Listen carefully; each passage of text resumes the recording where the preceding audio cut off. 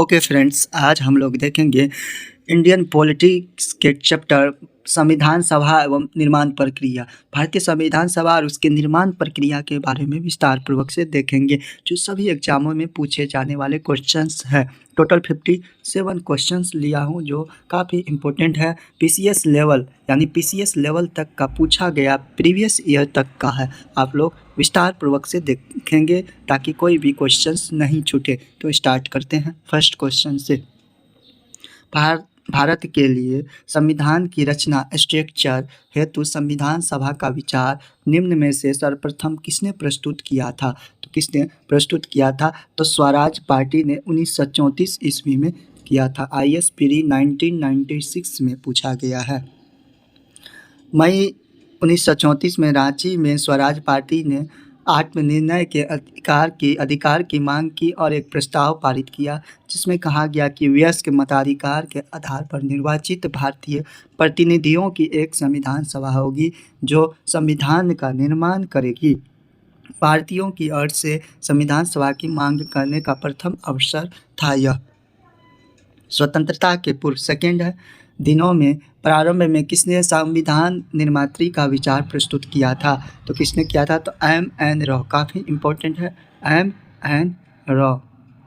इसको याद रखेंगे, PCS यूपी PCS का पूछा गया है। वर्ष 1934 में ही भारत में संविधान निर्मात्री सभा का विचार M.N. राय ने दिया था। एक निर्वाचित संविधान सभा द्वारा भारत के संविधान का निर्माण करने का प्रस्ताव किया गया था। तो कब? क्रिप्स मिशन के द्वारा। कब किया गया था? तो क्रिप्स मिशन के द्वारा किया गया था। एक निर्वाचित संविधान सभा का भारत के संविधान का निर्माण करने यानी द्वितीय विश्व युद्ध के समाप्त होने। द्वितीय विश्व युद्ध कब से कब तक चला था? 1939 से 45 ईस्वी तक। ठीक है। प्रस्ताव सर्वप्रथम क्रिप्स मिशन 1942 के द्वारा किया गया था। अब पूछा जाता है कैबिनेट मिशन। कैबिनेट मिशन कब आया? Cripps mission 1942। तो कैबिनेट मिशन की बात करें तो जुलाई 1946 में किया गया था। कैबिनेट मिशन के सदस्य थे, इंपॉर्टेंट है, पूछा जाता है, स्टेफोर्ड क्रिप्स, लॉर्ड पैथिन लॉरेंस तथा A.B. अलेक्जेंडर, ये सब थे। ठीक है। फोर्थ, कैबिनेट मिशन योजना के अंतर्गत संविधान निर्मात्री परिषद में प्रत्येक प्रांत को आवंटित सदस्य संख्या निर्धारित करने के लिए एक प्रतिनिधि कितनी जनसंख्या के अनुपात रेशियो में था? तो कितनी रेशियो में थी? 10 लाख प्रति व्यक्ति पर एक सदस्य था। ठीक है। कैबिनेट मिशन वर्ष 1946 में भारत आया था। मिशन ने अपनी रिपोर्ट में संविधान सभा के गठन का एक सूत्र प्रस्तुत किया था, जिसके आधार पर संविधान सभा निर्वाचित होनी थी और प्रांतों का प्रतिनिधित्व जनसंख्या के आधार पर होना था। इसके तहत मोटे तौर पर प्रति 10 लाख व्यक्तियों के ऊपर एक प्रतिनिधि के निर्वाचन की व्यवस्था की गई थी। 5, इन व्यक्तियों में से कौन कैबिनेट मिशन का सदस्य नहीं था? कैबिनेट मिशन का देखिए आ गया, कौन सदस्य नहीं था? तो विलियम वुड नहीं था। यानी कौन था? कौन था? तो स्टेफोर्ड क्रिप्स थे, पैथिन लॉरेंस थे, A.B. अलेक्जेंडर थे। काफ़ी इम्पोर्टेंट है। कैबिनेट मिशन यहाँ मार्च दिया, लेकिन जुलाई तो 1946 ईस्वी में भारत पहुंचा। इस मिशन के सदस्य स्टेफोर्ड क्रिप्स अध्यक्ष बोर्ड ऑफ ट्रेड यानी पैथिन लॉरेंस भारत का सचिव था, इसको याद रखिएगा, और A.B. अलेक्जेंडर नौसेना के एक मंत्री थे। भारतीय संविधान सभा का गठन किया गया था कब? तो कैबिनेट मिशन योजना 1946 के अंतर्गत किया गया था। देखते हैं, उत्तराखंड PCS का पूछा गया है। भारतीय संविधान सभा का प्रतिनिधित्व निर्वाचन के आधार पर गठन कैबिनेट मिशन योजना 1946 के अंतर्गत किया गया था। 1946 में निर्मित अंतरिम सरकार में कार्यपालिका परिषद के उपसभापति कौन थे? उपसभापति तो जवाहरलाल नेहरू थे। काफ़ी इम्पोर्टेंट है, जवाहरलाल नेहरू जो थे उपसभापति जो थे उसके थे, यानी कार्यपालिका का। 24 अगस्त 1946 ईस्वी को, कब? 24 अगस्त 1946 ईस्वी को अंतरिम राष्ट्रीय सरकार की घोषणा इस व्यवस्था के आधार के साथ की गई कि अंतरिम सरकार 2 सितंबर 1946 को कार्यभार संभालेगी। वायसराय इसमें कार्यपालिका परिषद का पदेन अध्यक्ष तथा जवाहरलाल नेहरू को उपाध्यक्ष या उपसभापति बनाया गया। इंपॉर्टेंट है, यहाँ नोट कर लेंगे। एक्ट निम्न में से कौन अगस्त 1946 ईस्वी में गठित प्रथम अंतरिम राष्ट्रीय सरकार का सदस्य नहीं था? तो कौन नहीं था? डॉक्टर एस राधाकृष्णन नहीं थे, यानी सी राजगोपालाचारी थे, डॉक्टर राजेंद्र प्रसाद थे, जगजीवन राम थे। कैबिनेट मिशन के आधार पर 24 अगस्त 1946 की घोषणा के तहत नवनिर्वाचित संविधान सभा से 2 सितंबर 1946 को भारत की अंतरिम सरकार का गठन किया गया था। इसमें सी राजगोपालाचारी शिक्षा मंत्री थे, डॉक्टर राजेंद्र प्रसाद जो थे खाद्य एवं कृषि मंत्री थे, और जगजीवन राम जो थे श्रम मंत्री थे, जबकि एस राधाकृष्णन इस प्रथम अंतरिम राष्ट्रीय सरकार के सदस्य नहीं थे। ये इम्पोर्टेंट है, इसको याद रखिएगा, जो सभी एग्जामों में पूछा जाता है।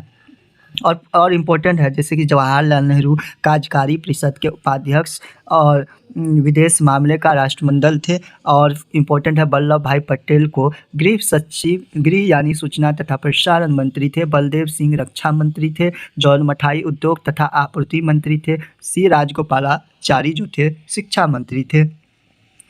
और इस तरह से इतने याद रखेंगे जो इम्पोर्टेंट है। 9 बेबेल योजना के अनुसार कार्यकारी परिषद में हिंदू और मुस्लिम सदस्यों की संख्या समान होनी थी। बेबेल का विचार था कि ऐसी व्यवस्था से भारत का बंटवारा बच जाता है। तो इस तरह से कथन जो है ऑप्शन सी हो जाएगा। कथन सही है पर कारण गलत है। ठीक है। अक्टूबर 1943 में लिन लिटगो के स्थान पर आर्कीबाल्ड वेबल वायसराय तथा गवर्नर जनरल नियुक्त किए गए।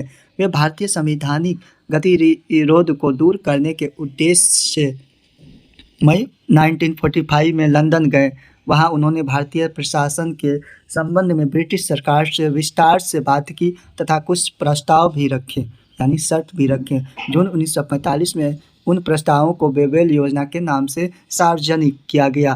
बेबेल योजना के प्रस्तावों में कार्यकारी परिषद में मुसलमान सदस्यों की संख्या हिंदुओं के बराबर होना, परिषद में वायसराय तथा कमांडर इन चीफ को 2 छोड़कर सभी सदस्यों का भारतीय होना, शीघ्र ही शिमला में एक सम्मेलन का बुलाया जाना तथा युद्ध समाप्ति के पश्चात भारतीयों के द्वारा खुद संविधान बनाया जाना इत्यादि प्रावधान शामिल थे। बेबेल योजना का उद्देश्य राजनीतिक गतिरोध दूर करना, भारत को पूर्ण स्वशासन की दिशा में आगे बढ़ाना और संवैधानिक गतिरोध दूर करना। इसका उद्देश्य कहीं से भी हिंदू मुस्लिम एकता को दृढ़ करना नहीं था, जिससे भारत का विभाजन रोक सके। अतः देख सकते हैं। 10 निम्नलिखित में से कौन से कथन संविधान सभा के विषय में सत्य है? तो कौन सा कथन सत्य है? तो देखते हैं, ऑप्शन सी राइट हो जाएगा। यानी 3 और 4 वह बहुदलीय निकाय थी और उसने अनेक समितियों के माध्यम से कार्य किया। इस तरह से ऑप्शन सी राइट है। संविधान सभा के गठन के लिए राज्यों की विधानसभाओं का उपयोग निर्वाचन मंडल के रूप में किया गया, अतः संविधान सभा अप्रत्यक्ष निर्वाचन का परिणाम थी। इसका निर्वाचन वयस्क मताधिकार पर आधारित नहीं था। संविधान सभा में अनेक दलों लोग शामिल थे। इस सभा ने कार्यों का संचालन करने के लिए अनेक समितियों का गठन किया था। भारतीय संविधान सभा के संबंध में निम्न में से कौन से कथन सही है? ऐसा कौन सा कथन सही है? तो ऑप्शन ए राइट है, यानी ए और डी। यह वयस्क मताधिकार पर आधारित नहीं थी और यह कई समितियों के माध्यम से कार्यरत थे। नेक्स्ट देखेंगे क्वेश्चन 12। निम्नलिखित में से संविधान सभा के बारे में गलत कथन कौन सा है? गलत जो है कथन कौन सा है उसको देखेंगे। इसका निर्वाचन सार्वभौम वयस्क मताधिकार के आधार पर किया गया था। ऑप्शन सी संविधान सभा के सदस्यों का निर्वाचन प्रांतीय विधानसभाओं के सदस्यों द्वारा अप्रत्यक्ष निर्वाचन के आधार पर हुआ था, न कि सार्वभौम वयस्क मताधिकार के आधार पर। प्रत्यक्ष निर्वाचन द्वारा कर, टैक्स, संपत्ति और शैक्षणिक योग्यता के आधार पर मताधिकार प्रदान किया गया था। सभी को मताधिकार प्राप्त नहीं था। भारत के संविधान का प्रारूप तैयार करने वाली महिला सभा सदस्यों को क्या कहा जाता था, विभिन्न प्रांतों की विधानसभाओं द्वारा चुना गया था। तो कितना महिलाएं थी संविधान सभा की महिला सदस्य, टोटल जो थे 15 थी, इसको याद रखेंगे। पहला अम्मू स्वामीनाथन, दूसरा नंबर में एनी मैस्करिन, तीसरा बेगम एजाज रसूल, चौथे नंबर पर दक्षयानी वेलियादुन, 5 नंबर में जी दुर्गाबाई, 6 में हंसा मेहता, 7 में जो है कमला चौधरी, 8 नंबर में लीला राय, 9 नंबर में मालती चौधरी, 10 नंबर में पूर्णिमा बनर्जी, 11 नंबर में रेणुका राय, 12 नंबर में सरोजिनी नायडू, 13 नंबर में राजकुमारी अमृता कौर, 14 नंबर में सुचेता कृपलानी, 15 नंबर में विजय लक्ष्मी पंडित। इसमें पूछा जाता है ऐसा कौन महिला थी जो पहली बार चयन की संविधान सभा में, तो इम्पोर्टेंट है सरोजिनी नायडू। लिखिएगा सरोजिनी नायडू जो है, सरोजिनी नायडू सबसे पहले अपना हस्ताक्षर की थी संविधान सभा में। भारतीय इतिहास के संदर्भ में प्रांतों से संविधान सभा के सदस्य थे कौन, तो प्रांतीय विधानसभाओं द्वारा निर्वाचित हुए थे। संविधान सभा में सदस्यों का चुनाव कैसे हुआ, तो प्रांतीय सभाओं के द्वारा, इसको याद रखेंगे। संविधान सभा के चुने हुए अस्थाई अध्यक्ष कौन थे, तो डॉक्टर राजेंद्र प्रसाद। और अस्थाई पूछेगा सच्चिदानंद सिन्हा कुछ दिनों के लिए, फिर अस्थाई डॉक्टर राजेंद्र प्रसाद। 9 दिसंबर 1946 को संविधान सभा की प्रथम बैठक की अध्यक्षता अस्थाई अध्यक्ष सच्चिदानंद सिन्हा ने की थी। 11 दिसंबर यानी 2 दिन बाद, इसको याद रखेंगे, 9 + 2 = 11 दिसंबर 1946 ईस्वी को संविधान सभा ने डॉक्टर राजेंद्र प्रसाद को निर्विरोध संविधान सभा के अस्थाई अध्यक्ष के रूप में निर्वाचित किया। 9 दिसंबर 1946 को संविधान सभा की प्रथम बैठक की अध्यक्षता अस्थाई डॉक्टर राजेंद्र प्रसाद थे, और इस तरह से देख सकते हैं। 17 संविधान सभा की प्रथम बैठक की अध्यक्षता किसने की थी, तो इम्पोर्टेंट है डॉक्टर सच्चिदानंद सिन्हा ने। ठीक है। भारतीय संविधान सभा के उद्घाटन अधिवेशन की अध्यक्षता की गई थी, तो डॉक्टर सच्चिदानंद सिन्हा अस्थायी रूप से अध्यक्ष। भारत की संविधान निर्मात्री सभा के अध्यक्ष कौन थे, डॉक्टर राजेंद्र प्रसाद। स्वतंत्र भारत की संविधान सभा के अध्यक्ष कौन थे, पूछा जाता है, डॉक्टर राजेंद्र प्रसाद, इनको याद रखेंगे। संविधान सभा के प्रथम मनोनीत उपसभापति, ये आ गया, इम्पोर्टेंट है, फ्रैंक एंथोनी, इसको याद रखेंगे, इम्पोर्टेंट है, इसमें स्टार लगा लीजिएगा। संविधान सभा के प्रथम अस्थायी उपसभापति या उपाध्यक्ष फ्रैंक एंथोनी थे। 9 दिसंबर 1946 ईस्वी को अस्थायी सभापति अध्यक्ष सच्चिदानंद सिन्हा द्वारा मनोनीत किया गया था। एस.सी. मुखर्जी संविधान सभा के पहले अस्थायी उपाध्यक्ष थे, इसको भी याद रखेंगे। भारतीय संविधान सभा की स्थापना की गई थी कब, तो 9 दिसंबर 1946 ईस्वी को की गई थी। कब की गई थी, इसको याद रखेंगे, 9 दिसंबर 1946 को प्रथम बैठक जो है नई दिल्ली स्थित कौंसिल चैम्बर के पुस्तकालय भवन में हुई थी। ठीक है। भारतीय संविधान सभा 9 दिसंबर 46 को उसकी प्रथम बैठक के आरंभ होने के साथ हुई। 23 संविधान सभा की प्रथम बैठक कब हुई, 9 दिसंबर 1946 ईस्वी को हुई। अब कहाँ हुई, तो नई दिल्ली स्थित कौंसिल चैम्बर के पुस्तकालय भवन में हुई थी। ठीक है, इसको याद रखेंगे। संविधान सभा का गठन कब हुआ, तो दिसंबर 1946 में, इम्पोर्टेंट है। भारत की संविधान सभा का प्रथम अधिवेशन कब हुआ, 9 दिसंबर 1946 को, यूपीपीसीएस का है। भारतीय संविधान सभा की पहली बैठक कब हुई, तो 9 दिसंबर 1946 को। देखते हैं, सब पूछा गया है। भारत को एक संविधान देने का प्रस्ताव संविधान सभा द्वारा पारित किया गया, तो कब, 22 जनवरी 1946 ईस्वी को, 22 जनवरी 1946 को, 22 जनवरी 1947 को संविधान सभा द्वारा भारत को एक संविधान देने का उद्देश्य प्रस्ताव पारित किया गया। उद्देश्य प्रस्ताव को 13 दिसंबर 1946 को संविधान सभा में जवाहरलाल नेहरू द्वारा पेश किया गया। आगे चलकर यही उद्देश्य प्रस्ताव का प्रारूप बना। वेस्ट को संविधान सभा के सम्मुख संविधान की प्रस्तावना का प्रस्ताव किसने रखा, इम्पोर्टेंट है, तो जवाहरलाल नेहरू ने रखा। 29 संविधान सभा में उद्देश्य प्रस्ताव निम्न में से एक के द्वारा प्रस्तुत किया गया था, वो कौन थे, पंडित जवाहरलाल नेहरू, इम्पोर्टेंट है। 30 भारतीय संविधान के निर्माण से संबंधित निम्नलिखित घटनाओं में से कौन सही है, तो उसको हम लोग देखेंगे कौन सही है। तो ऑप्शन ए राइट है। पंडित नेहरू के उद्देश्य प्रस्ताव का जो संविधान सभा द्वारा स्वीकार किया गया था, संविधान के निर्माण पर असर था और उद्देश्य का बहुत महत्वपूर्ण उद्देश्यों की पार्टी करती थी है। उसके बाद संविधान का भारत का लगान आदाष्ट किया है, इसलिए ऑप्शन ए राइट आंसर है, देख सकते हैं इस तरह से। भारतीय संविधान के तहत मुखिया अर्थात राष्ट्रपति का निर्वाचन लोगों द्वारा प्रत्यक्ष रूप से नहीं बल्कि अप्रत्यक्ष रूप से जनप्रतिनिधियों यानी संसद और विधानसभा के निर्वाचित सदस्यों के माध्यम से किया जाता है। अन्य तीनों सही है, देख सकते हैं। भारतीय संविधान को बनाने हेतु भारतीय संविधान के कुल कितने अधिवेशन हुए थे, इम्पोर्टेंट है। टोटल 12 अधिवेशन, इसको याद रखिएगा, ये बिहार एसआई में भी पूछा गया है।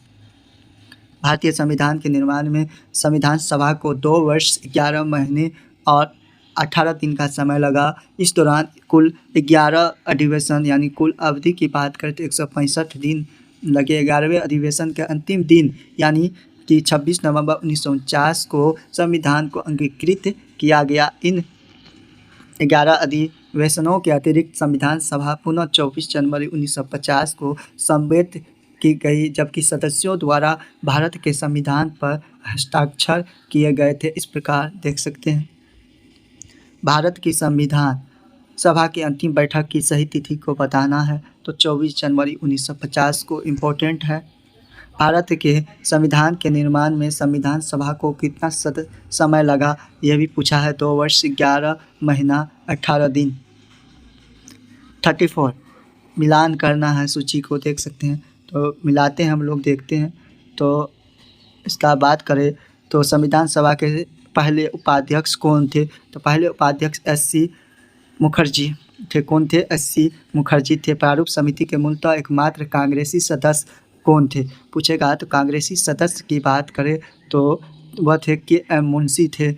राजस्थान की रियासतों का प्रतिनिधित्व करने वाले संविधान सभा के सदस्य कौन थे, तो वी.टी. कृष्णामाचारी थे। इस तरह से इसका राइट ऑप्शन की बात करें तो भी हो जाएगा, आप लोग देख सकते हैं।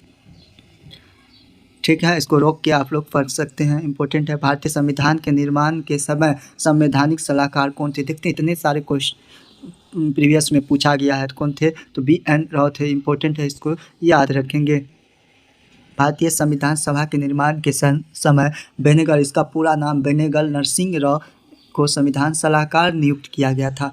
भारतीय संविधान का प्रथम प्रारूप तैयार किया गया तो के संथानम के द्वारा, किसके द्वारा, के संथानम के द्वारा, इसको याद रखेंगे।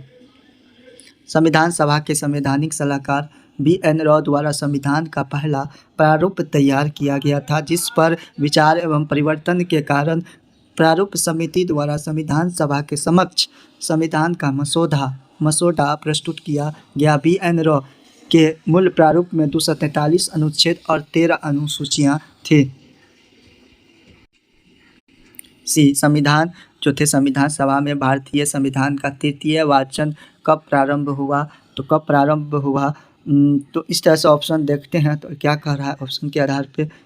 संविधान सभा में भारतीय संविधान का तृतीय वाचन 17 नवंबर 1949 से प्रारंभ हुआ और 26 नवंबर 1949 तक चला। अतः प्रश्न दिए गए विकल्प में से कोई भी विकल्प सही नहीं है। इस तरह से आप लोग इसको याद रखेंगे। 17 नवंबर जो है, 17 नवंबर या 26 नवंबर, इस दोनों देख सकते हैं आप लोग। अगर सही कौन सा है आप लोग कमेंट करके बताएंगे। भारत का संविधान पूर्ण रूप से तैयार हुआ कब, तो 26 नवंबर 1949 को। भारतीय संविधान के उद्देश्य का प्रस्ताव में उल्लेख किया गया है कि 26 नवंबर 1949 को भारत के लोगों ने संविधान को अंगीकृत, अधिनियमित और आत्मसमर्पित किया।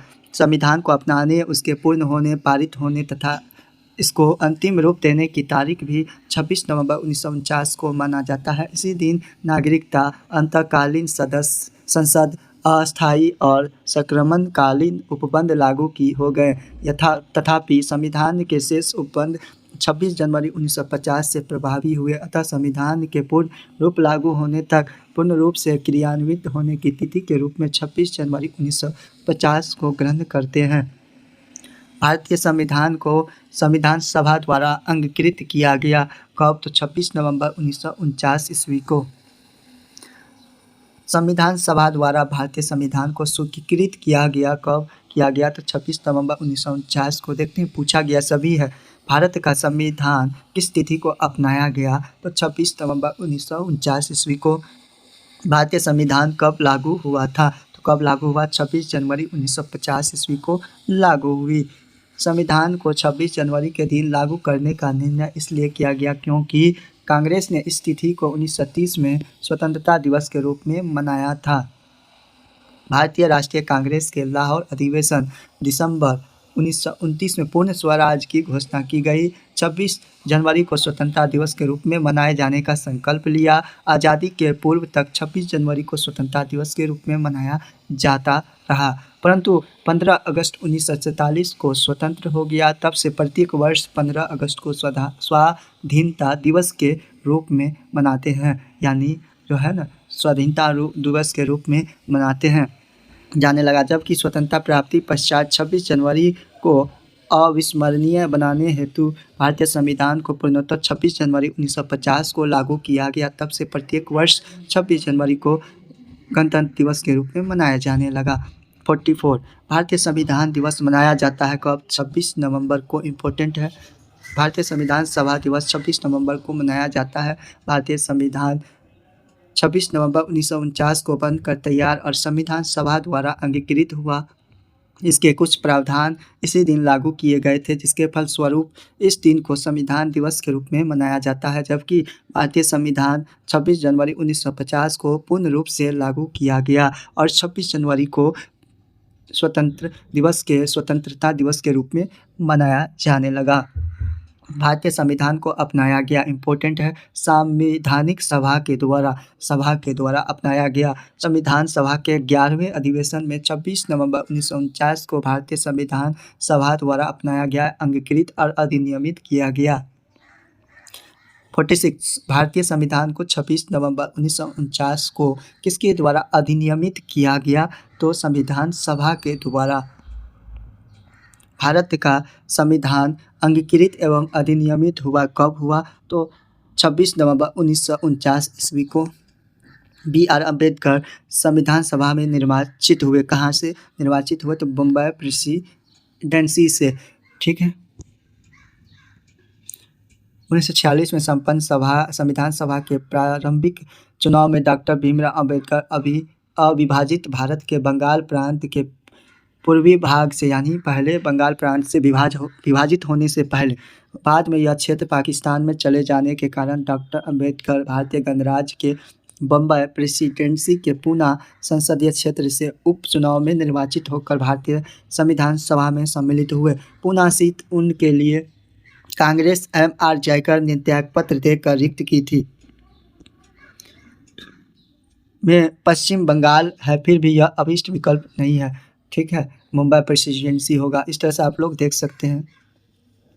डॉक्टर भीमराव अम्बेडकर का जन्म और मृत्यु कब हुई? तो जन्म जो पूछेगा तो कब हुआ? तो 1891 में और मृत्यु 1956 ईस्वी में। इम्पोर्टेंट है, भारतीय संविधान निर्माण में मुख्य भूमिका निभाने वाले डॉक्टर भीमराव अम्बेडकर का जन्म 14 अप्रैल 1891 ईस्वी को महू मध्य प्रदेश में तथा मृत्यु 6 दिसंबर 1956 को दिल्ली में हुई। 50 इसको देखना है। इसका बात करें तो द्वितीय गोलमेज सम्मेलन के विचार विमर्श की परिणति भारत सरकार अधिनियम 1935 के पारित होने के रूप में हुई। सही है।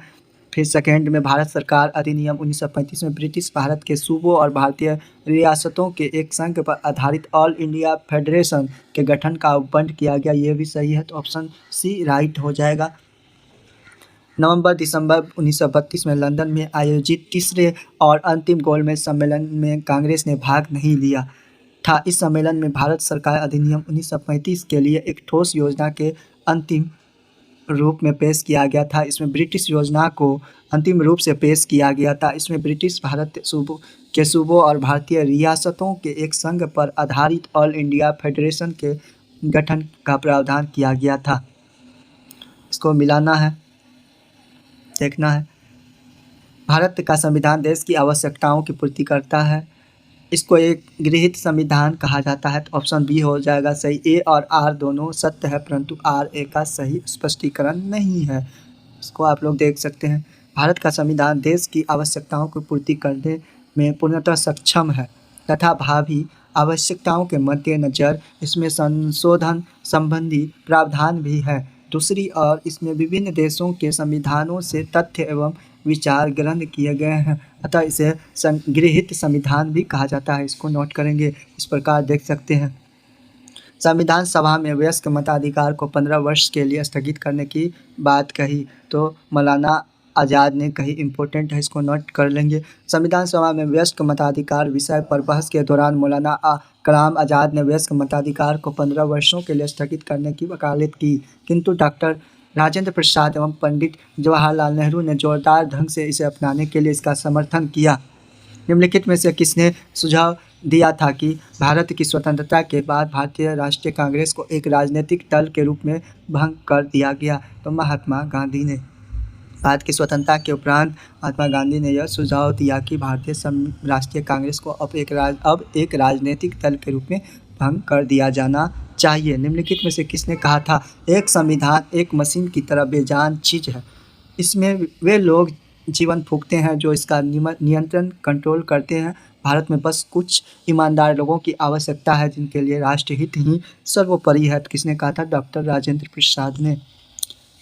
प्रश्नगत गठन संविधान सभा का अध्यक्ष और भारत के प्रथम राष्ट्रपति डॉक्टर राजेंद्र प्रसाद 1962 तक राष्ट्रपति रहा, यानी 2 बार 12 साल तक। यह 26 नवंबर 1949 को भारतीय संविधान को अपनाए जाते समय उनके यह वक्तव्य का अंश था। अपनी राष्ट्रवादी प्रतिक्रिया में भारतीय संविधान के निर्माताओं के अल्पसंख्यकों के हितों तथा भावनाओं के महत्व को कम करके आंका। यह गठन किसका है? तो आइवर जेनिंग्स का है, इम्पोर्टेंट है, इस तरह से देख सकते हैं। नेक्स्ट देखते हैं हम लोग। नेक्स्ट है, किसने कहा था कि संविधान सभा कांग्रेस थी और कांग्रेस भारत था? ऑस्टिन ने कहा था। ऑस्टिन ने कहा था। ऑस्टिन ने, काफ़ी इम्पोर्टेंट है। तो नेक्स्ट देखते हैं हम लोग। संविधान सभा कांग्रेस थी और कांग्रेस भारत था। यह वक्तव्य पद्मश्री पुरस्कार प्राप्त इतिहासकार किरण विले ऑस्टिन का था। ठीक है। भारतीय संविधान सभा में कुल कितनी महिलाएं सदस्य थी? कितनी थी? टोटल 15 महिलाएं सदस्य थी।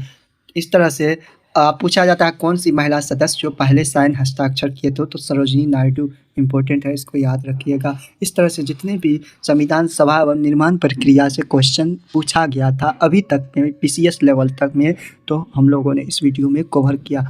अगर वीडियो अच्छा लगा हो तो कृपया चैनल को सब्सक्राइब कर देंगे। जय हिंद, जय भारत।